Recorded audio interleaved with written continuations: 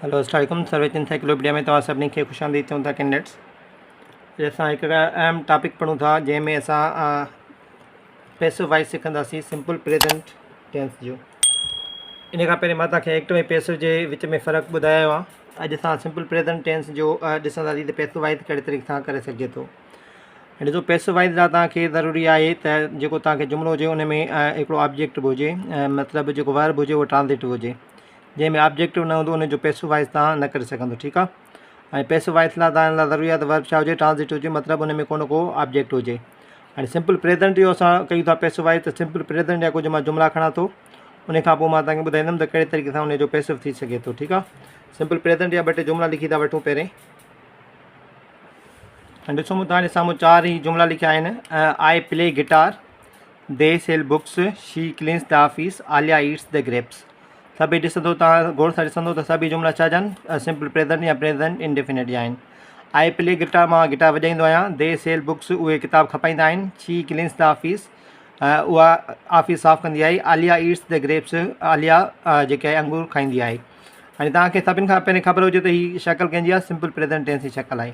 सभिनि में तव्हां ॾिसंदो त हिकिड़ो ऑब्जेक्ट तव्हांखे मिलंदो। हिते ॾिसो गिटार आहे, हिते बुक्स आहे, हिते ऑफिस आहे, हिते छा आहे, ग्रेप्स आहे, ठीकु आहे। का न को तव्हांखे ऑब्जेक्ट वग़ैरह मिलंदो, ऐं प्लस में सब्जेक्ट में हिन में मौजूदु आहे। हाणे तव्हां छा कंदो त हीअ ॾिसो, सभिनि में हीअ छा आहे, सब्जेक्ट आहे हिन जुमिले जो, हीअ छा आहे, वर्ब आहे मेन, हीअ छा आहे, ऑब्जेक्ट आहे। हिते हीअ जेकॾहिं सब्जेक्ट हुजे, हीअ हुजे वर्ब, हीअ ऑब्जेक्ट आहे, ठीकु आहे। साॻी तरीक़े सां हिन में हीअ सब्जेक्ट, वर्ब, मेन वर्ब आहे, ऑब्जेक्ट, सब्जेक्ट हिन खे असां चऊं था, हिन खे असां चऊं था वर्ब आहे, हीअ छा आहे, ऑब्जेक्ट आहे। ऐं जॾहिं बि जुमिले में ॾिसो हीअ टई शयूं मिलियल हुजनि, तव्हां छा कंदो, जॾहिं तव्हांखे पैसिव करिणो आहे, ऐं पैसिव करण लाइ हिन जी जेका फॉर्मेशन आहे उहा थोरी जेका आहे उहा मटिजी वेंदी। ऐं छा जे करे असां पैसिव था कयूं, हीअ जेके जुमिला हूंदा आहिनि उहे एक्टिव जुमिला आहिनि, जंहिंमें डूअर पाण कमु करे, जेको कमु करण वारो उहो पाण जेकॾहिं कमु करे थो त उनखे असां चवंदासीं एक्टिव वॉइस जुमिलो। हिनखे छा, हीअ एक्टिव वॉइस जुमिलो। आई प्ले गिटार, मां कमु कयां थो, केरु थो करे, मां थो कयां न, डूअर ऑफ एक्शन पाण कमु थो करे, त उहा छा आहे, एक्टिव वॉइस जुमिलो आहे। दे सेल बुक्स, उहे किताब खपाइनि था, उहो छा आहे, एक्टिव जुमिलो आहे। पाण उहे आहे न, उहे ॾिसो पाण उहे कमु कनि था, त माना उहे किताब खपाइनि था, त माना हीअ छा आहे, डूअर आहे, उहो पाण कमु करे थो, त एक्टिव जुमिलो थियो।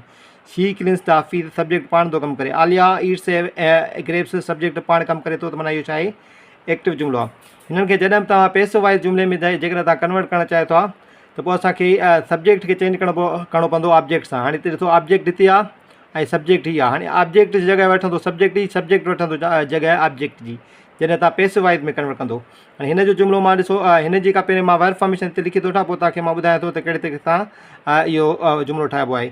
ऐं वर्ब फॉर्मेशन ॾिसो, जॾहिं पैसिव वॉइस कंदो कंहिंजी, सिंपल प्रेज़ेंट टेंस जी, तव्हां हीअं करे सघो था वर्ब फॉर्मेशन। सभिनि खां पहिरीं तव्हां ऑब्जेक्ट हणंदो, ऑब्जेक्ट सब्जेक्ट जी जॻह वठी छॾींदो, प्लस में तव्हां उन खां पोइ इज़, एम या आर हणंदो, प्लस में वर्ब जो तव्हां थर्ड फॉर्म या तव्हां पास्ट पार्टिसिपल हिन खे चइबो आहे, ठीकु आहे। उन खां पोइ तव्हां प्लस में बाय ऐं सब्जेक्ट हणंदो। हीअ ऑप्शनल हूंदो आहे, हीअ तव्हां कॾहिं हणो कॾहिं न हणो, पर माना जेके हीअ जेके शयूं आहिनि उहे ज़रूरी हूंदियूं आहिनि। छा थियो, जेको ऑब्जेक्ट सब्जेक्ट जी जॻह ते ऑब्जेक्ट अची वेंदो।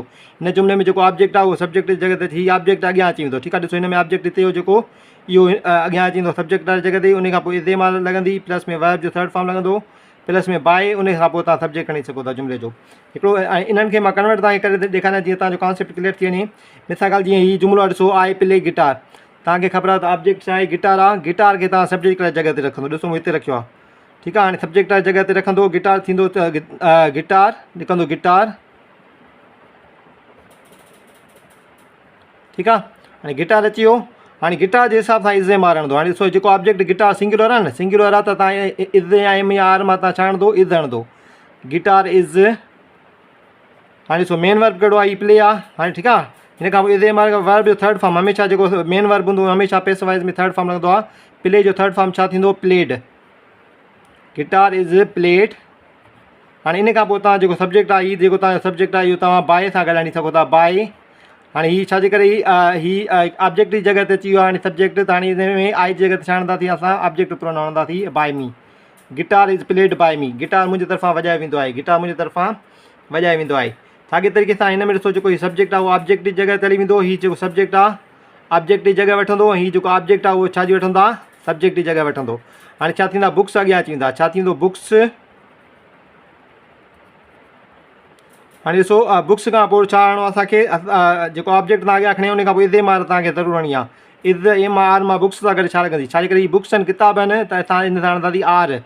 बुक्स आर सेल जो थर्ड फॉर्म छा थींदो या पास्ट पासिव छा थींदो आहे, उहो थींदो आहे सोल्ड। ठीकु आहे, बुक्स आर सोल्ड। हाणे ॾिसो जेको हीउ सब्जेक्ट थो हाणे इहो तव्हां बाय जी बाय सां गॾु तव्हां हणी सघो था। बाय हणी केरु बुक खपाए थो बाय देम, असां चवंदा दे जी जॻह असां छा हणंदा आहियूं बाय देम हणंदा ऑब्जेक्ट वारो प्रोनाउन, ऑब्जेक्ट जो केस हणंदासीं। ठीकु आहे, books are sold by them. हाणे शी क्लीन्स द ऑफिस, हाणे ऑफिस अॻियां अची वेंदो, शी हलियो वेंदो आख़िर में छा थींदो office, the office is, office सां गॾु इज़ एम आर ज़रूरु हणंदो। इज़ क्लीन जो थर्ड फॉर्म छा आहे क्लीनड, ऐं आख़िर में जेको हीउ तव्हांजो सब्जेक्ट आहे उहो तव्हां हणंदो बाय हर। ठीकु आहे, the office is clean by her. Aliya eats the grapes, Aliya eats the grapes. हाणे इन जो जेको ऑब्जेक्ट आहे ग्रेप्स आहे, द ग्रेप्स आहे, इहो द ग्रेप्स अची वेंदो अॻियां। ठीकु आहे, हीउ जेको हीउ ग्रेप्स आहे इहो सब्जेक्ट जी जॻह ई वठे थो, हीउ सब्जेक्ट ई थी वञे थो। हिन जुमिले में हीउ ग्रेप्स जेको सब्जेक्ट ई आहे, सिर्फ़ु मां तव्हांखे सम्झण लाइ ॿुधायो आहे त ऑब्जेक्ट अॻियां अची वेंदो। ठीकु आहे, द ग्रेप्स आर। हाणे ॾिसो ईट जी जॻह ते छा हणंदो, इज़ एम आर मां आर हणंदी, वर्ब जो छा हणंदो third form, the grapes are eaten by Alia. By Alia या बाय जेको बि सब्जेक्ट हुजे, जेको डूअर हूंदो आहे हिते ऑप्शनल हूंदो आहे, छाजे करे कॾहिं कॾहिं असांखे न आहे ॿुधाइणो पवंदो जेको असांजे सब्जेक्ट ते घणो थो न हूंदो, जेको कमु थी रहियो हूंदो आहे या जंहिं ते कमु थी रहियो हूंदो आहे उहा शइ इंपॉर्टेंट हूंदी आहे, इन करे असां पेस वाइज़ में कंदा आहियूं। त हीअ सभिनि जा ॾिसो 5 जुमिला मूं तव्हांखे ठाहिराया आहिनि, जंहिंमें तव्हांखे सब्जेक्ट ऑब्जेक्ट जी जॻह वठंदो ऐं ऑब्जेक्ट वरी छाजी वठंदो जॻह, सब्जेक्ट जी जॻह वठंदो, हीअ ॿई ट्रांसफर थींदा। ऐं प्लस में विच में इज़ एम आर हणंदो हेल्पिंग वर्ब, उन सां गॾु वर्ब जो थर्ड फॉर्म हणंदो, वर्ब जो थर्ड फॉर्म हणंदो, तव्हां जुमिलो को बि ठाहे सघो था। हिकिड़ो क्वेश्चन मां तव्हांखे ॾियां थो, इन जो तव्हां मूंखे ॿुधायो त हिन जो MCQ जो जवाबु छा थींदो, ऐं अॻे लेक्चर में कुझु ॿिया बि सुवाल हल कंदासीं इन सां रिलेटेड। हीउ क्वेश्चन आहे, ॾिसो vegetables dash in the market is sold, are sold, sell या आर सेलिंग।